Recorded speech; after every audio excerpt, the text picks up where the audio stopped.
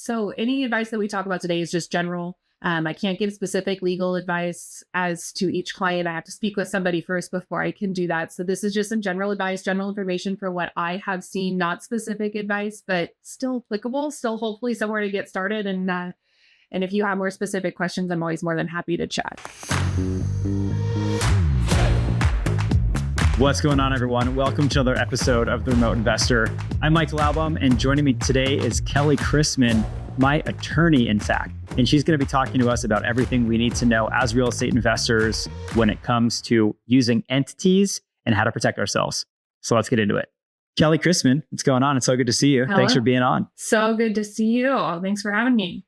Oh my God, my pleasure. I am super excited to talk to you about all things real estate related when it comes to a legal perspective. So obviously, you're my attorney. I use you all the time. But for anyone who doesn't know your background, your story, give us the quick 30-second elevator pitch. Who are you, where you come from, and what is it you're doing in the legal space? Yeah, like I can't confirm or deny whether I'm your attorney, right? Like you have to say that part. But I am an attorney that I work mostly in LLCs and small business entity formation, estate planning, trust administration, and probate. So they all kind of work together to make sure that clients are protected prior to something happening, which is kind of the goal, to plan for the worst, but hope for the best. And I work out of Sacramento, but I have clients all over California, all over the country, and work for people doing what I think is fun stuff, which means I'm in the right job. So, yeah. Love it. And you beat me to the punch, but I was going to say, you're based in California. I'm based in California. So if anybody listening is not from California, should they just stop listening now because none of this is going to be applicable to them? No, they should continue to listen because a lot of this has to do with countrywide, policies and laws and changes, and they can set things up. Just because you live in one state doesn't mean you can't have an LLC or property in another state, or the documents that you put together wherever you live aren't going to be applicable throughout the United States. So a lot of the stuff that we're talking about, LLCs, corporations, the Franchise Tax Board or the IRS, these are all things that, we all have in common. So still applicable. Yes, there is so much more in common that binds us together in commonality than what separates us. This being one of the major ones. Death and taxes. Yep. Well, cool. I want to focus today's conversation on entities and what real estate investors should be aware of. Because I hear so often, Michael, I need an LLC before I start investing. So I want us to zoom out, and I would love if you could give us a rundown of what the various entities that are available to investors are and how we as real estate investors should be thinking about using some or multiple or none of them and what makes the most sense. Yeah, I think that it's one of those areas of law that tends to have a lot of really scary stories out there, especially if you really get into the Reddit and the subreddits. There's some stuff that's wild. And yes. I'm not here to say that it's not true, and I'm not here to say it's not. This is, especially when you're talking about owning real estate, having something in place to protect you and your family and what you've grown is huge. So if you do absolutely nothing, you go out, you buy a house, and you start renting it out, whether you do it with yourself or your partner or your brother, whoever it might be, a friend. If you have nothing in place, you have what's called a partnership. A general partnership, you can make them formal in some states, whatever you might want to do. Regardless, they have the same kind of issue where if somebody slips and falls or sues you, everything you own is on the line. Now, some states will limit that to, they can't go after your house or your 401k. But the issue is that what you've built is on the line, and that's really scary. So the issue becomes, if you get sued, how much risk are you willing to take? And for some clients, an umbrella policy is worth it, and that's all they need, and they sleep well at night. Now, there are structures you can opt into, like an LLC or a corporation, and you add your real estate into that, and it protects you. So the one becomes on the line is whatever you put in the umbrella of the LLC. This is what's on the line. Whatever house you have, whatever extra assets you have are not going to be at risk if you get sued. And that's a lot of peace of mind. And that's a lot of security. Yeah. And it can also be beneficial if you're in some kind of a partnership where you have a business partner. You can set up a structure within those entities. So that would be an LLC or a corporation that allows you both to have, an interest that you're comfortable with. Interesting. Okay. So just to recap, if we do nothing, everything's exposed depending on the state. Or if we put the property into an LLC or some kind of corporation, into some kind of structure, we've now bucketed the exposure to just that house. Is that right? Correct. Whatever's in the LLC. So this is where I kind of throw my husband under the bus because we have very different risk tolerances. So every client's different. And this is where an attorney tailors their advice to each client, right? Because I'm more comfortable with risk. So I could put, 5 or 6 properties into an LLC and I would be comfortable thinking, I don't get sued that often. It's worth it for me. I'm saving a little money, not having multiple tax returns or state fees or whatever it might be that's associated with the entity. And if I got sued, then anything in that LLC would be on the line. So all 6 of my houses. Now, my husband is very risk averse. So he would do one house. That would be good. He would be worth it to him. He would sleep better at night to have a different LLC for each house. And so it's really client dependent. And I think that's part of what I think my job is listening to the client, listening to what your risk comfort level is, and then setting up an entity that works, in your structure and in your comfort level.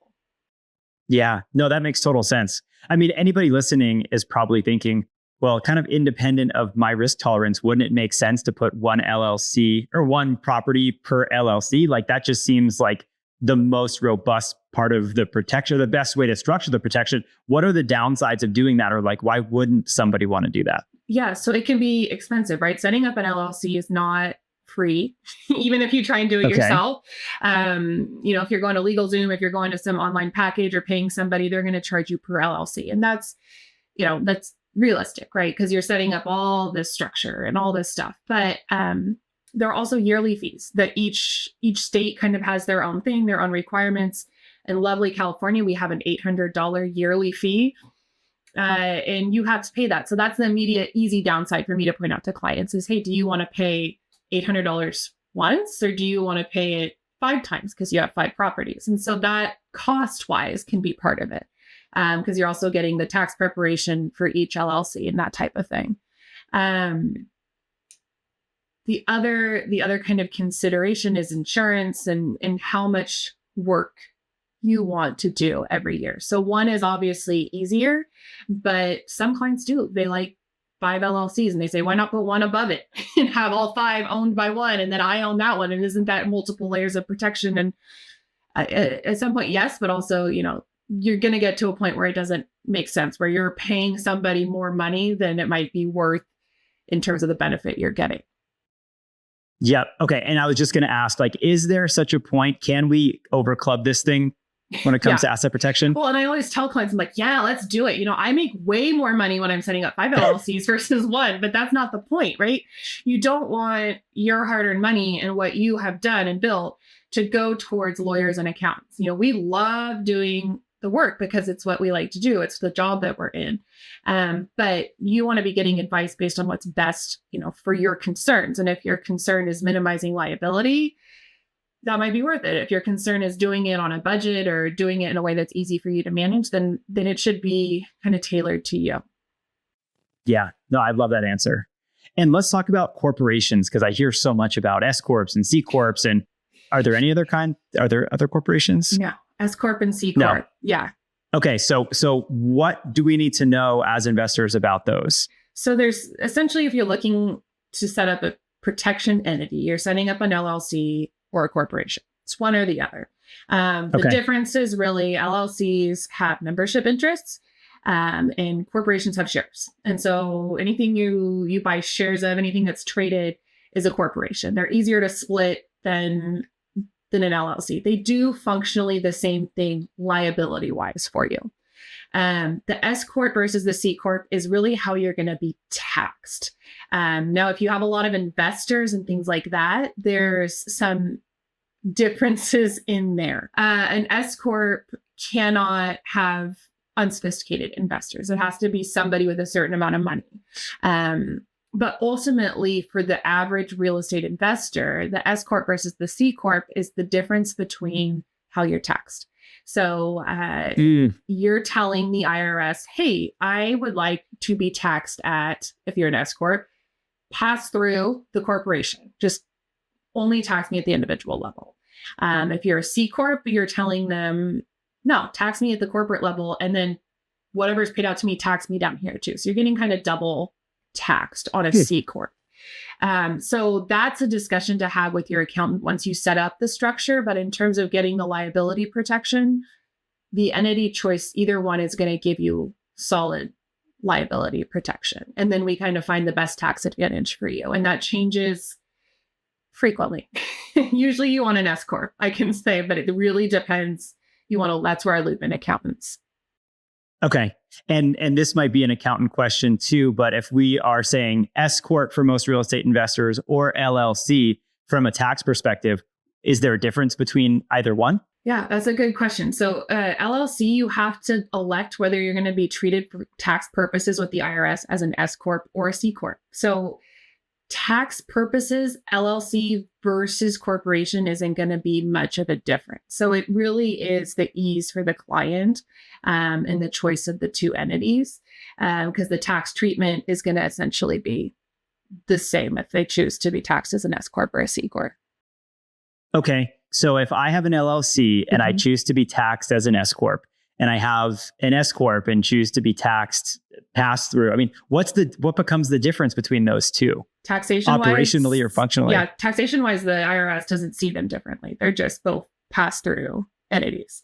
And this might be more of a question where the accountant's going to be like, whoa, there's all these things that, the lawyer's not seeing. And that's because they're doing their job. And I'm looking functionally from mine in terms of liability protection. None. They're the same. And so I think getting stuck on which one do I want to do and letting that be the barrier to getting something started is, you don't want to be there. Just pick one to get started, because you're gonna be able to go. Okay. And that was my next question. This is something I hear all the time from folks that I coach and consult with. Is like, Michael, I have to get this set up first before I feel comfortable to start investing. Maybe you could talk to order of operations in terms of, let's just use the LLC, for example. Yeah, I think where order of operation, like, does that need to come into play versus can you play catch up after the fact? So I get to use my favorite lawyer phrase, which is it depends. Yes, love it. I hate that, because lawyers, we often hide behind that because it's easy, right? Every client's different. I always say it depends, and then say all these really smart things, and you don't end up with an answer. But every client is going to be different. So it depends on where your comfort level is, again. And so you can have everything set up and you buy it straight into the LLC and you get things going. Now, when it comes to funding, a lot of lenders will not lend to the LLC. So you can set it up and then we transfer the property into the LLC after you have your funding. So you can do it functionally that way. And then we work with lenders. We let them know, hey, we're transferring it into a LLC. I'm still the owner. Nothing's changing that wise. I'm just doing liability protection. And we work with the lenders to make sure that technically it can trigger if you transfer it, the due on sale clause, because they're going, oh, they've transferred it out of their names. And that rarely happens, but it is a legal consideration that we just like to advise clients to look for.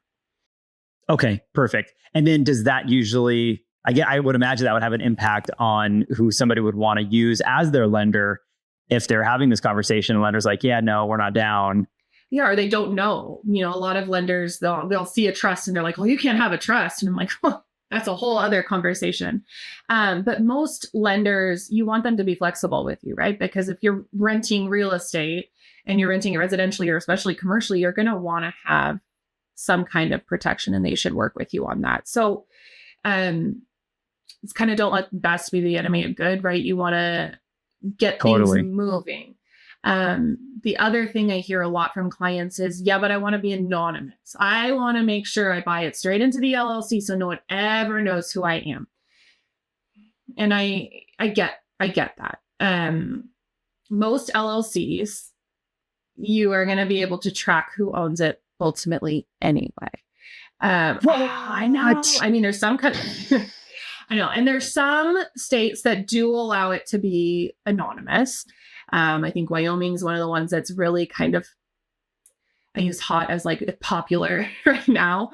But if you need funding and they're going to put the loan into your name individually, and then we're going to transfer it into the LLC, spending an extra $2,000 to get it completely anonymized LLC is not going to really protect you when they just look at the chain of title and they look, oh, there's an outstanding mortgage on the property. And they go, oh, okay, I see. It's Kellie Chrisman. There we go. Right. So I think there's ultimately going to be some level where they can find you. You're never going to be truly anonymous. And I wouldn't take that as like the ultimate selling point. Having an LLC at any point is better than not. And it shouldn't prevent you from starting your investment journey. Yep, totally. So I'll just share with everybody kind of what we did, what you helped me do back in the day when I first got started investing is the 800, because I'm a California resident, I was opening a California LLC because I was owning California properties and it was $800 a year. And I'm like, dude, that's half my cash flow. That doesn't make sense. And so you said, well, go get an umbrella policy until you have enough properties to support this $800 a year fee. And that's exactly what I did. For $800, you can get like 3 or 4 million of umbrella coverage, which is probably above and beyond what I needed at the time. But that's what I did. And so then I bucketed these 3 properties and then put them into an LLC once that portfolio was of that size. So if that's helpful for anybody listening. Yeah, it's kind of one of those tricks that, lawyers often won't share, and that I have worked places where I haven't been able to share, right? Because my job was to sell our services. That's the only thing we have as a lawyer to sell is our time. And ultimately that's our advice, but that's maybe a cynical way to look at it. But yeah, when you're charging, the $800 a year until you're ready, that's going to get you a heck of an insurance policy that's most likely going to cover anything if you're maintaining the property. Yeah, no, I think that's great. How do you think about insurance, like dollar amount of coverage for, like, say, an umbrella policy or on a liability policy on the property itself? Like, you buy them typically in increments of 1 million, sometimes 2 million.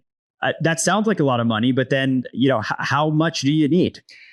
It depends. It depends. I knew it. It's like it's your comfort level, right? So I would say at least 1 million, because you can rack up legal fees and some kind of litigation really, really quickly. And so I think having at least $500,000 set aside so that you're not stressed, right? So you're not worried. But having those funds to be able to play with will allow you to do a lot more. And I say play with as in, like, if you have a claim against you, yeah, we can always fight it until the end and we can go and get them. But, sometimes it's better just to say, let's not waste 1.5 years of my life in court and let's find a settlement to be done and move on. And so having a little bit more gives you a little bit more room to play, but anything's better than nothing. Okay. All right. And in terms of, like, let's take a single property for an example. And let's say we're not going to have the LLC. Does it matter if I go get the liability protection on the dwelling policy itself, or if I go get an umbrella to sit on top? Are those two things going to act similarly? I'm not sure. So there I would defer to insurance, because what you want is something that's going to cover you from claims of, you negligently maintain the property, or, there's so many different ways people can sue you for things that you're not even responsible for. You just want something that's going to protect you ultimately. So I would defer to your insurance agent, and kind of having that team of a lawyer and an accountant and the insurance that can work together, and sometimes financial advisor, to work as a team together, people that are willing to respond to emails so that you can get those answers comprehensively that you need. That's huge for people. Yeah. And I think that's great.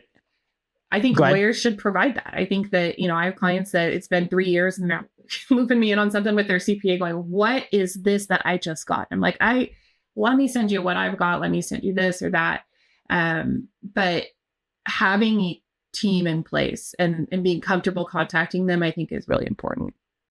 I think that's great. I think that's super great advice. I mean, but to that point though, like, if somebody is just getting started listening to this and is like, oh crap, like, I'm going to go buy my first property. I don't have an LLC. I don't have a lawyer. I don't maybe have an attorney. I don't have a CPA. Like, how much of this do you think people really need in place on the front end versus kind of learning as they go, or getting the pieces gathered as they move through the process? Yeah. It depends. I was was trying to say anything other than it depends. I love it. I love it. I think that getting started is the most important, right? If you wait until you have absolutely everything perfect, you're never going to get started, I think, in anything. Yep. But I think that you can do your research and talk to those people. You don't need a full team if you're good with your taxes. Having somebody you can talk to. Lawyers, I think we should offer a free consultation, right? I offer free no obligation consultation so that clients can call, and if we're not a good fit or they really don't need my services, we're good. I don't want people to have to pay me that don't want to pay me. Like, well, if I've done the work, maybe.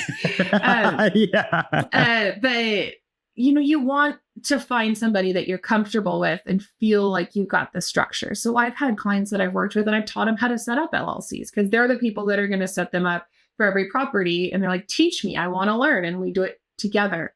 But I think that if you've just got enough for the down payment, do that and do an umbrella policy. And then as you work up, do more. But I think that's a good bare minimum where I would be comfortable telling, my family or my brother or my best friend, yeah, go get started. You'll be good.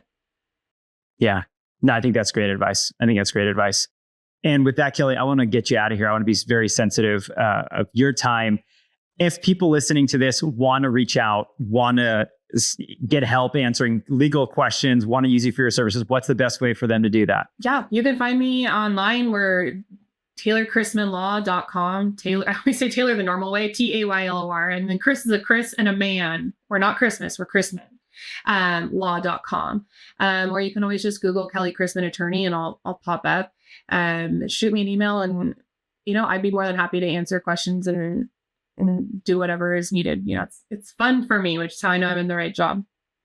Awesome. Well, hey, thanks so much, Kellie. Really appreciate you taking the time and I'm sure I'll see you around. Yeah, thanks so much, Michael. Alrighty, everyone. That was our episode. A big thank you to Kellie for coming on and sharing some great insights with us. I would highly recommend reaching out to her. I'm obviously a little bit biased because I use her so regularly, but she is a wonderful attorney, has lots of great insights to share. So if you're thinking about getting started investing in real estate or you already have a portfolio, she's well worth it. As always, we love hearing from you. We look forward to seeing you on the next one. Happy investing.